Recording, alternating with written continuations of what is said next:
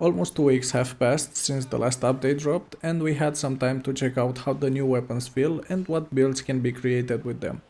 Of course, Snowcross wasted no time to come up with some crazy numbers, but we will get into that soon. Also, Cerus CM was killed in a world first by Snowcross after 10 days, which is crazy in my opinion. So let's see what the state of the game is now. Like last time, I will go through each class and give you a summary of how it feels after the patch. Let's start with Warrior. The main change is that Staff made Berserker become a heal quickness class, and Bladesworn a heal attack, and of course Spellbreaker just got another weapon. But it's not all that bad. The Staff is a great open world weapon which adds a lot of sustain for all specs. But outside of open world, Spellbreaker did not get any benefit. Next we have Guardian. I think the pistols made a lot of people happy, especially the ones that love Condi builds. Willbender is now a powerhouse that has around 48,000 DPS benchmarks. I have tried the build and it is great, plus you finally get some range damage and the rotation is simple. I did a quick check if it works as a Condi Alak version 2 and it looks promising, as long as ArenaNet doesn't nerf it. Firebrand was also affected by this in a good way and now it has better DPS than before. And in addition to that it has some range now, and the support DPS build was also affected by this in a good way, so weakness Firebrand is better as well. As for the power DPS builds like Dragon Hunter for example, were not affected in any way by the pistol as this is a mostly Condi weapon. Let's pick a light armor class too. I will go with Mesmer. This was my main character from the previous balance patch. This class got the rifle, which is a support weapon, and do not even try to use it as a DPS. I have tried it a bit and directly put it on my heal chrono, and I think it will stay there for quite a while. You can also use it in open world, but like the staff for warrior, I would use this for sustain or healing when needed, and then switch to the main weapons. And for the DPS specs, they are the same as before. Virtuoso is great, Mirage is nerfed, and Chrono is hard to play.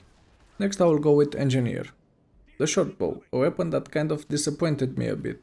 It was meant to be a support weapon, but you do not have that many support skills on it, and you also need to focus on blasting fields. I think the weapon works best in open world builds as it can give you a nice relaxed playstyle with the mech, or something different with a scrapper or holosmith. I'm curious if Snowcross will add it to any of their builds.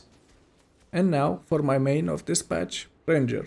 I will say this. Maces are great for all specs. I use this on my druid for healing and some nice DPS as a support, but I added it to my open world build too, which adds a lot of survivability and DPS, and if you need even more DPS, you can use it on Soul Beast too, but keep in mind that it's not a Condi weapon, so you have to use it with your power or support power builds.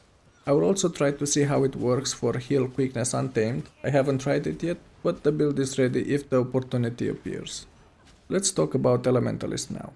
I actually haven't tested the pistol myself yet, but I will give it a try for the Tempest with the Condi Alak build, as it seems it suits Condi Tempest the best, but it's not that great for Catalyst or Waver, and of course any power build. But on the other hand, Elementalist has a good DPS build for each spec now. Okay, now let's move on to Revenant, another class that I was looking forward to try out with the new weapons. And I like that finally the Heal Herald has a good main weapon. The part that I do not like is that they added heal mechanics like we have on Thief Scepter, which works differently when you target an ally. But this weapon is not for healing only, it works for Condi builds too, which makes sense now that they nerfed the mace. As for power builds, they remain unchanged. Overall, Revenant is still in a decent spot with all the builds.